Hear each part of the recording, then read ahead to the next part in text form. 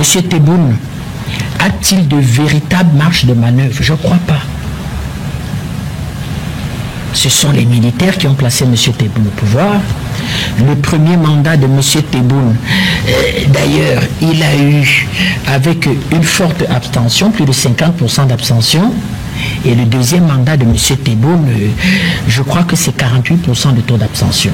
Donc, M. Tebboune, soutenu par l'armée, soutenu par la hiérarchie militaire, est un mauvais homme politique. Vous regardez tous les pays autour de l'Algérie, ils sont pratiquement en crise. L'Algérie est pratiquement en crise avec son voisin libyen. L'Algérie est en crise avec le Mali, 1330 km. L'Algérie est en crise avec le Maroc, ça on le savait. L'Algérie, ça se porte même pas très bien avec la Tunisie. Je ne sais pas si la relation est sincère, si véritablement la relation est sincère avec le Niger. Donc on peut dire que l'Afrique subsaharienne a soutenu la lutte d'indépendance algérienne et on ne comprend pas donc. Premier point pour moi, M. Tebboune, c'est un mauvais homme politique et ça se ressent sur sa diplomatie. L'histoire de l'Algérie s'est fondée sur le fait que ces méchants Français sont venus coloniser les gentils Algériens qui, avant que les Français ne viennent en Algérie, d'ailleurs ça s'appelait pas l'Algérie puisque l'Algérie n'existait pas. On oublie toujours que l'Algérie n'était que des territoires sous la tutelle plus ou moins sympathique de l'Empire ottoman, qu'on appelait Empire ottoman, donc ça s'appelle la Turquie. Voilà. Donc il faut ramener les choses dans le bon ordre. Donc l'Algérie n'a pas 15 siècles d'histoire comme la France, par exemple. La France a eu tort sous la 4e République parce que tout ça a été annoncé à l'avance sous la 4e République de laisser filer le conflit et de pas le traiter à l'origine, parce que je pense que si on l'avait traité juste après la guerre, on aurait trouvé des solutions comme on a trouvé ailleurs, et on a fini par avoir cette guerre fratricide entre la France et l'Algérie. Mais aussi quand on regarde aujourd'hui la situation algérienne avec ses nombreux fronts, notamment sur la question du front Polisario, on se dit, est-ce que l'Algérie n'a pas aussi intérêt à être véritablement en odeur de sainteté avec Bamako, d'autant plus que sur la question du Sahara occidental, la France semble avoir pris parti fait écho finalement pour le Maroc. La diplomatie algérienne est nerveuse, elle est sous pression, elle est tendue parce que la France a décidé de reconnaître la marocanité du Sahara occidental. Et que Touati, ça vient d'Algérie à la base, c'est un ensemble d'oasis, celle de Touat, ça vient de là-bas. Effectivement, mes parents sont nés en Algérie, bon l'Algérie était française évidemment à l'époque, donc on était français, mais c'est vrai que moi je pense beaucoup au peuple algérien parce que je me dis, regardez, le Maroc s'est énormément développé, l'Algérie, et qui malheureusement est gâchée. Et donc là on voit bien encore une fois comment, là je reprends ma casquette d'économiste, comment on peut gâcher un pays. C'est-à-dire que l'Algérie, effectivement, après l'indépendance, aurait pu devenir une très grande puissance économique. Et malheureusement, parce que justement elle a été gérée, c'était l'URSS qui à l'époque effectivement a mis son grain de sel, puis aujourd'hui ça a malheureusement pas changé avec les généraux et autres qui bloquent le pays. Donc c'est ça, je pense qu'il faut dire aujourd'hui, il faut réconcilier effectivement les Algériens avec leur propre pays. Et si aujourd'hui effectivement, voilà, il faut que l'Algérie se développe aujourd'hui. Enfin, Emmanuel Macron est devenu lucide sur la question algérienne. Et de facto, je vous appelle là à voir le positionnement de l'Algérie sur la scène géopolitique et géomilitaire. Jonathan Batengene, tout à l'heure, si vous l'avez bien suivi, il vous parlait, n'est-ce pas, des déboires géopolitiques et structurels de l'Algérie en ce moment. Vous voyez que l'Algérie a des problèmes avec le Maroc. Allons un peu plus loin. Sur la crise énergétique en Europe, que c'est l'Algérie qui donnait son gaz, n'est-ce pas, à l'Occident. L'Occident aujourd'hui parraine, n'est-ce pas, le soutien au Maroc, d'où, n'est-ce pas, le réarmement à tous les échelons, n'est-ce pas, de l'armée marocaine par les États-Unis et la Grande-Bretagne. Ce qui fâche l'Algérie. Mais faudra-t-il que l'Algérie se fâche avec ses partenaires comme le Mali? Donc vous constatez aujourd'hui que les autorités algériennes d'aujourd'hui se sont mis dans une embrouillamini géopolitique et géomilitaire qui aujourd'hui défavorise à mon avis l'Algérie. Bon, une réflexion. Beaucoup de choses ont été annoncées. Bon, il y a eu la déflagration diplomatique de la reconnaissance par la France du Sahara occidental et sa marocanité. On savait que ça allait être une déflagration pour les autorités algériennes qui jouent sur un puissant sentiment anti-français pour maintenir une cohésion nationale, parce que c'est ce que fait le pouvoir algérien aujourd'hui. Oui, sur la reconnaissance du Maroc sur le Sahara occidental, je pense qu'il a bien fait, le président de la République. Alger devra faire son aggiornamento sur le plan sécuritaire. Alger devra repenser sa sécurité stratégique et revoir sa politique d'influence sous-régionale. D'abord dans ce qu'ils appellent le Grand Maghreb, devront revoir leur politique d'influence dans cet espace, et ensuite dans leur rapport à ce qu'ils envisagent comme étant l'Afrique subsaharienne. Donc il faudra qu'ils revoient leur position.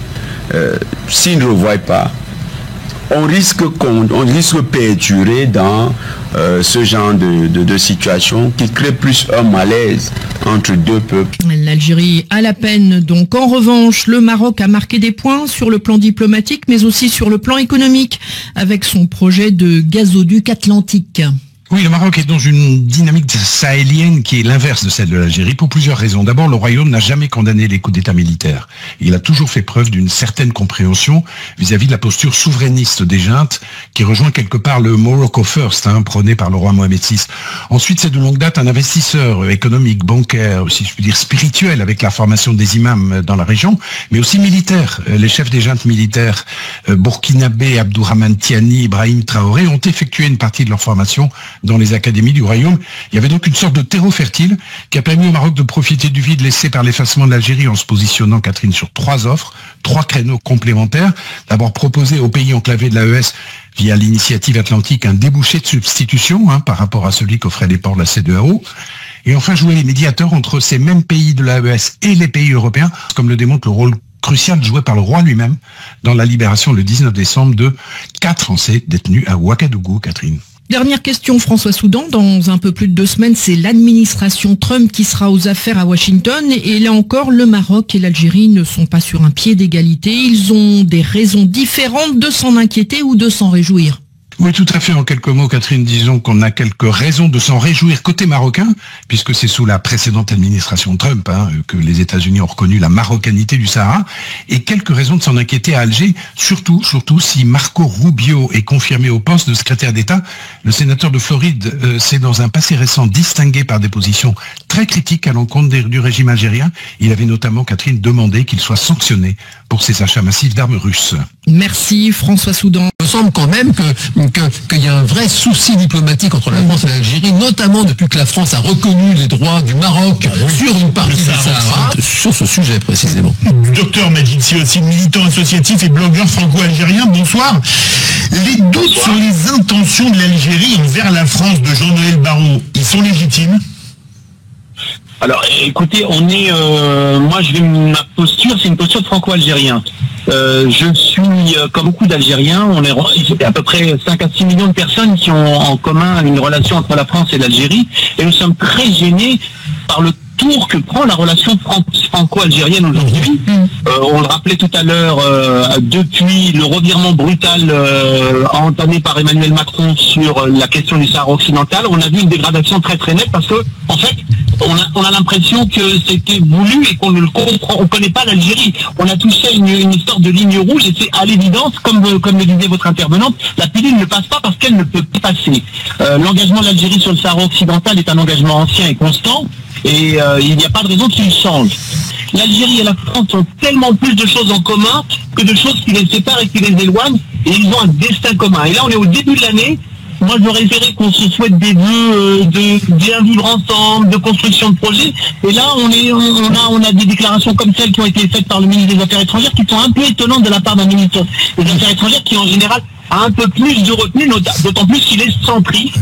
Et là, on a l'impression que tout le monde veut que ça se passe très mal entre la France et la Mais c'est normal. D'abord, si Jean-Noël Barrot parle comme ça, c'est qu'il a l'aval du président de la République et du Premier ministre, François Bayrou, c'est évident. Et je le mets en lien avec les propos très durs d'Emmanuel Macron. Moi, j'entends ce que vous dites, paix, amour et vivre ensemble. La réalité, c'est qu'on a un écrivain français qui est emprisonné de façon arbitraire. Je sais bien que c'est une des conséquences du Sahara occidental. Je dis, à un moment donné, Algérien, il va falloir que tout le monde se mette d'accord parce qu'on ne peut pas penduler notre vie entière sur ce qui est cette ligne rouge. Ça, c'est évident. Et moi, j'entends ce que vous dites, hein. J'aime beaucoup votre projet, mais c'est impossible d'avoir un projet pareil avec un écrivain emprisonné. Ça n'est pas possible. Et la réalité, il y a une décision diplomatique de la France. La riposte immédiate, c'est on prend Boualem Sansal, on le met, on l'empêche de se soigner en plus. Évidemment, et ben moi je pense que oui, effectivement, c'est un déshonneur. Et je comprends très bien la position super dure de la diplomatie française et de la présidence de la République. Majid Siossi, ensuite Jean de Rivière et Philippe Bilger. Oui, Boualem Sansal savait très bien ce qu'il faisait en allant à Algérie. À sa place, je n'aurais pas été à Alger. Et ça, c'est un autre débat. Oui, vous insinuez qu'il l'a bien cherché d'une certaine manière. C'est pas bien de parler comme ça. Non, c'est pas ce que j'ai dit. J'ai dit qu'il n'aurait pas dû aller à Alger. Si j'étais à sa place, je ne serais pas allé à Alger. D'accord. Mais malheureusement, il y est allé. En 1837, quand le traité de Fatma va être signé par Bugeaud, le général Bugeaud, il va donner à Abdelkader le pouvoir de dominer sur une partie de l'Algérie. C'est un grand chef religieux, d'origine marocaine d'ailleurs. Et quand Abdelkader, prisonnier de Napoléon III après, il va en faire un philosophe de la laïcité. Le manuscrit que nous avons lu sur l'islam, c'est l'islam qu'on appelle de France aujourd'hui. Ouverture, laïcité, ils l'ont même invité dans la loge Bossuet, la loge de la franc-maçonnerie de l'époque. Il a été adoubé, ils en ont fait un Français.